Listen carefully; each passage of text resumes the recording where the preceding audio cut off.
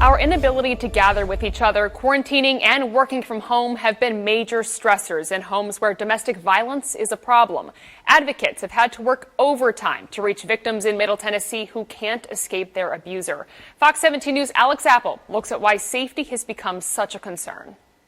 Interactions with friends, family members, even co-workers were often a saving grace for victims because they could keep an eye on someone that might be in danger and say something if they saw something. It's the loss of those little interactions that's become a big problem. Everybody needs to stand up and say, hey, I'm still here in some shape, form, or fashion. Recalling the 5 years she spent as a victim of domestic violence is painful for Sparkle Johnson. But it inspires her work now to reach victims in what has become an increasingly perilous year. Unfortunately, a lot of organizations, a lot of churches, they have not only shut down, but they've shut down virtually. Today, domestic violence calls have increased 30% this year, and 2 Tennessee lawmakers have an idea. What about training cosmetologists to spot the signs of domestic violence? Well, for now, court cases remain delayed and abusers often have more time around their victims. Is it those little interpersonal interactions that have been the biggest loss for victims? It really has. The isolation from support systems, whether that be your friends, your extended family members, or your workplace, is a real problem. Nashville's Family Safety Center remains open, even on holidays, and they're even able to help victims seek an order of protection over the phone. We go over safety planning with them. We get it to them through email. They also have an opportunity, if they can get out, to actually go to the Family Safety Center. In a difficult year, Nashville has sustained its funding for Diane Lance and the family safety team. Sparkle Johnson's hope is that someone suffering from abuse would still know that there are avenues to escape, even when you're quarantining with the person you most fear. I think most importantly, people just need to know that help is still available. On our website, I've put the YWCA hotline for you or anyone that you might know that needs help.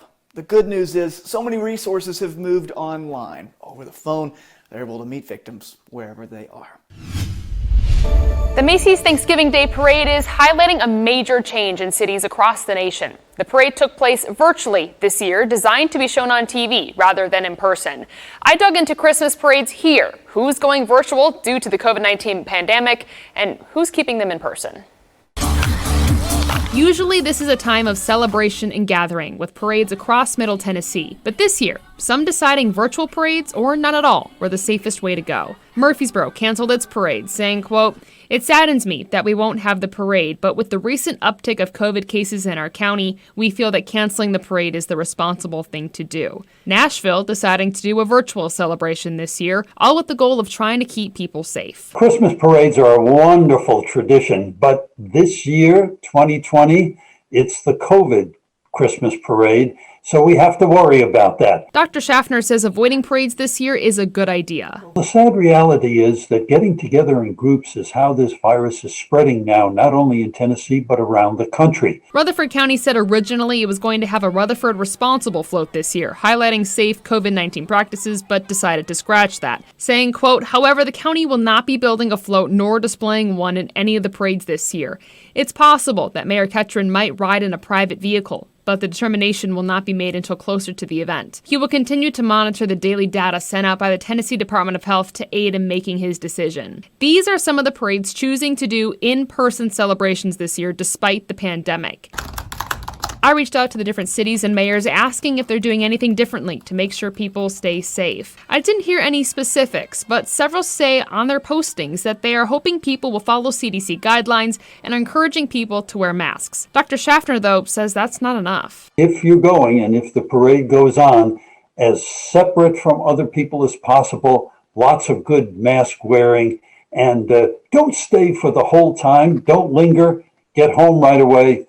Wash your hands when you get home. Because he says it's not about ruining the fun, it's about saving lives. You want to give thanks this year. You don't want to give the virus. I created a master list at fox17.com showing which parades are in person, canceled, or virtual. If we missed one, let us know by emailing our team or letting me know on social media.